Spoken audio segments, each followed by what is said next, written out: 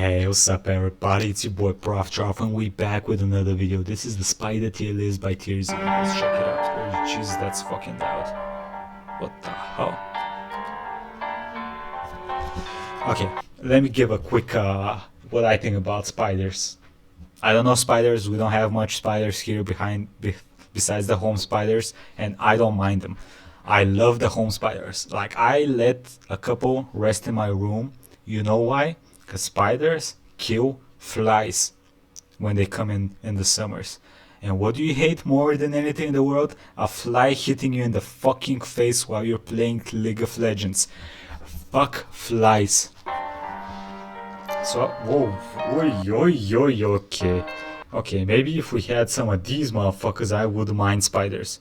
But the ones we have are like... Jesus, look at these. Oh, that's a tarantula? Ugh. Bro, what the hell? Look at this motherfucker. Hello? Can you imagine fucking waking up in the morning and this motherfucker staring at you through your window? Like a huge motherfucker? Like this big, human big? Yo, I'm done, bro. I'm done with life. There are many ways to come out on top in an encounter without actually drawing blood. Intimidation, superior maneuvering, and camouflage are all good options when it comes to taking on an enemy. Yeah, that's insane camouflage, actually. Wow, it's actually really fucking good. Are all good options when it comes to taking on an enemy you can't defeat in a physical battle. Perhaps one of the most underrated methods is creeping your opponent out. A good rush of fear can cause a target to freeze, to run away, or to lash out with a predictable and punishable move. A lot of builds have the reputation of being spooky or creepy. Top contenders include bats, snakes, centipedes, cockroaches, scarabs, scorpions, rats, owls, ravens, toads, and... I fucking hate cockroaches. They're disgusting. They're not scary. They're disgusting. Disgusting. Many more. But today I want to talk in depth about the #1 creepiest build in the game. A build so diverse, successful, and powerful that it's the most common phobia of all time. The spider. Wait, what is that? Is that actually real? Top 100 phobias. Arachno... What the fuck? 48% women. Y'all some bitches. Okay, chill, yo. Chill. It's a joke. 12% of men. Y'all some... The spider. The spider's creepiness factor is integral to its game plan because it helps mitigate the serious weaknesses that can come with playing. God damn! Look at the health. This thing fucking dies while you smoke. Significant size advantage can one-hit a spider, but not if they're irrationally frozen in fear. This, combined with their various excellent hunting techniques, make the spider one of the best lightweight rogue classes available. Since spiders employ such a wide variety of hunting strats, today I want to go over the tier list of the spiders. There's not all that much different between each spider except for a few things: their venom, their mobility, and most importantly how they use their unique ability, spinnerets. There's a lot of spiders I like to cover in this video, so it's going to be a bit of rapid fire. So in bottom tier we've got two spiders that I'm betting most of you would have guessed would be close to the top. First is the brown recluse, a spider notorious for its ability to cause its victims' flesh to rot. Only one thing, human support mains and data miners now believe that the necrosis is not caused by the spider's bite, but is actually the result of a MRSA infection caused by a particularly nasty clan of Staphylococcus aureus. This type of infection can be caused by any puncture wound, not just a spider bite, but spider bites are the most common misdiagnosis.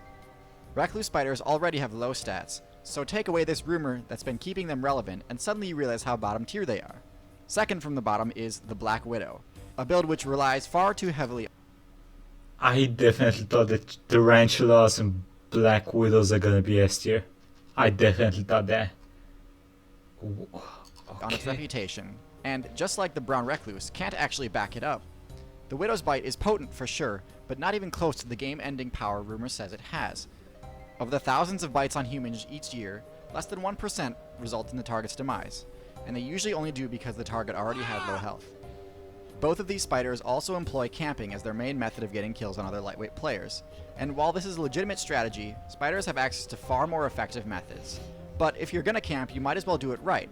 The key to optimizing your camping game is to maximize the area you can control from safety. In short, the bigger your web is, the easier it is to score free kills. The bark spider takes this to the extreme and creates a web spanning an entire river. This allows it to capture targets that normally keep their distance from the typical trap locations, like the elusive dragonfly. While this is all impressive, it takes a huge time and resource investment to set up, and is easily erased by anyone who notices what you're up to, which locks this spider in D tier. Along a similar vein, social spider Mike, why you do this, bro? Mike, can you also asshole. construct giant webs to control large sections of the map. Compared to the bark spider, social spiders expend less individual effort and construct a sturdier base, but the division of loot arguably outweighs this factor, and combined with the fact that they have to deal with thieves and freeloaders, I'd say that they're on the same level as the solo builders. Wow. They don't function as a cohesive unit, like you social insects, nor do they function as team players that play off of each other's strengths, like pack hunters do. It's more of a mob strategy. Anyways, while it may not be quite as impressive, there are much safer and less tedious camping strategies in the next tier. The trapdoor spider maximizes safety by hiding completely out of sight and using an alarm system to indicate the opportune moment to strike. The safety comes at a cost though. That's actually smart as fuck. Yo, this is cool as hell, bro. Completely out of sight and using an alarm system to indicate the opportune moment to strike. The safety comes at a cost though, as these players are much more vulnerable to environmental hazards such as flooding, frost, and whatever else the overworld throws at them. Yeah, makes sense because they're in the ground. Okay, yeah, Such as makes flooding, sense. frost, and whatever else the overworld throws at them. Another solid camping strategy was found by the They seem ogre pretty spider big, though. players. Instead of hoping targets walk into their trap, ogre spiders fashion the webs into nets, which they cast directly onto anything that gets too close. They've got incredibly powerful vision at night, but because arachnids haven't spec'd into the iris ability, they can't turn this ability off, and as a result they actually take solar damage every single day, destroying part of their retina. Luckily, they do have a passive regeneration ability that heals this in time to be ready again the next night, but still, What? pretty huge drawback to go blind They go blind during the day because their retina get burned by the sun, and then they regenerate for nighttime. every morning. All this balances out to stick these two spiders in C tier. As we move up the tier list, we move away from spiders that rely on camping and towards the more bold players. And you'd be hard pressed to find a spider more bold than the water spider, which instead of using its web as a trap, it uses as an air canister and goes scuba diving. This is extremely risky because of how easy it can be for players in higher weight classes to take them out, but the spiders make it work. Their bravery rewards them with the chance to catch minnows, which are worth a lot of XP for such a small hunter. Also in B tier, we've got another spider which uses its web in an interesting way. As a ranged mobility debuff, Fucking hate cockroaches. the spitting spider can launch sticky webs at high speed. This is particularly useful for dealing with more mobile builds when you don't want to just camp. This move is powerful if your opponent isn't expecting it, but since it has a lot of end lag, if your opponent evades it, they'll get a free punish. This move is good, but there are other builds which use it more effectively, such as the Velvet Worm, which has much more range.